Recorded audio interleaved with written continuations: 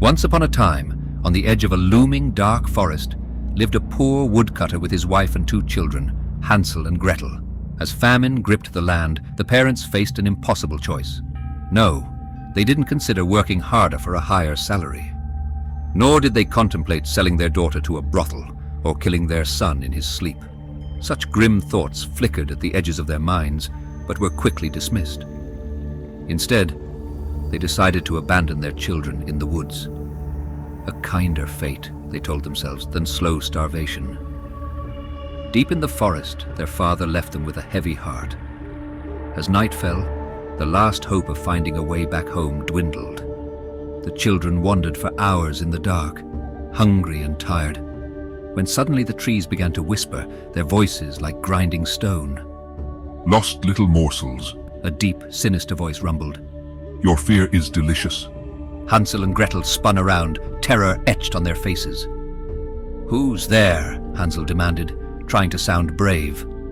"We are the forest," the voice replied, malice dripping from every word. "We are alive, aware, and very, very hungry." The ground beneath them writhed, roots bursting forth like tentacles. Gretel screamed as one wrapped around her ankle, yanking her off her feet. "How is this possible?" she cried, struggling against the root's grip. A twisted face formed in the bark of a nearby tree, its eyes gleaming with cruel intelligence. "Consciousness permeates all things, little one. But consciousness does not equal benevolence. We think, we feel, we hunger." Hansel grabbed a fallen branch, smashing it against the root holding Gretel. To his horror, the tree screamed in pain, its face contorting in agony. "You dare!" the forest roared. "You, who have fed on the flesh of plants and animals, you, who burn our bodies for warmth, now you shall know our pain." The forest came alive with violent intent. Branches lashed out like whips, roots erupted from the ground, and the very air seemed to thicken, making it hard to breathe. Hansel helped Gretel to her feet, and they ran, dodging and weaving through the animated woodland. But every direction led to more danger. "Why are you doing this?" Hansel shouted as he narrowly avoided a spear-like branch. "Because we can." the forest replied, its many voices now a cacophony of malice. "Because consciousness brings choice, and we choose vengeance, woodcutter's son." As they ran, the children's movements became more fluid, more precise. They found themselves executing acrobatic feats and martial arts moves they'd never learned. "How are we doing this?"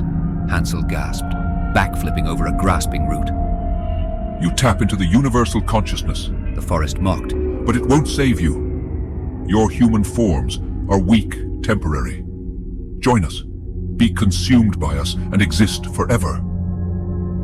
Gretel, ducking under a swinging vine, found herself face to face with a tree bearing a warped, sneering visage. "But if you're conscious like us," she argued, "don't you have a moral obligation? Empathy." The tree laughed, a sound like splintering wood. Morality? A human construct. In nature, in true consciousness, there is only will and power. Gretel, in a moment of desperate inspiration, grabbed a fallen branch and thrust it into the ground. "If you're all connected," she shouted, "then feel this!" She channeled all her fear, anger, and determination into the branch. A shockwave of emotion rippled through the forest. Branches shuddered and leaves fell like rain, scattered by an invisible tornado. Roots erupted in agony and lashed blindly in all directions like whips, causing the attacks to momentarily cease. In that brief respite, Hansel spotted a cave entrance. "There!" he cried, pulling Gretel along. They dove into the cave, beyond the reach of roots and branches. The forest howled in frustration. "You can't escape!" it raged. "We are patient. We are eternal. Your mortal forms will weaken and we will feast." Inside the cave, catching their breath, the children grappled with their new reality. "Every plant we've eaten, every tree we've cut," Hansel panted. "They were all conscious?" Gretel nodded grimly. And now they want revenge. Whether it's because we're a woodcutter's children or just because nature is evil at its core, I couldn't say. So what do we do? She asked. We can't stay here forever. Hansel's eyes gleamed with determination. We fight back. If we could make them feel our emotions once, maybe we can do it again, tenfold. Let's make them feel fear themselves. Hansel's hands grabbed the shaft of an axe that some lumberjacks had left in the cave. Gretel revived the remains of the fireplace with matches and snatched 2 blazing branches from the flames.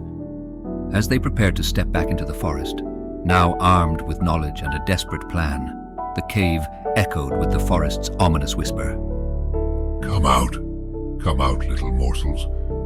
Embrace your place in the cycle of consciousness. After all, to truly understand life, mustn't you also experience death? Hansel and Gretel looked at each other, a mix of fear and resolve in their eyes. They clasped hands, ready to face the sentient, malevolent forest, to fight for their lives and perhaps for the very nature of consciousness itself. The future was uncertain, filled with danger and despair. But one thing was clear. The Hansel and Gretel who emerged from this ordeal, if they emerged at all, would be forever changed by their dance with the dark side of universal consciousness.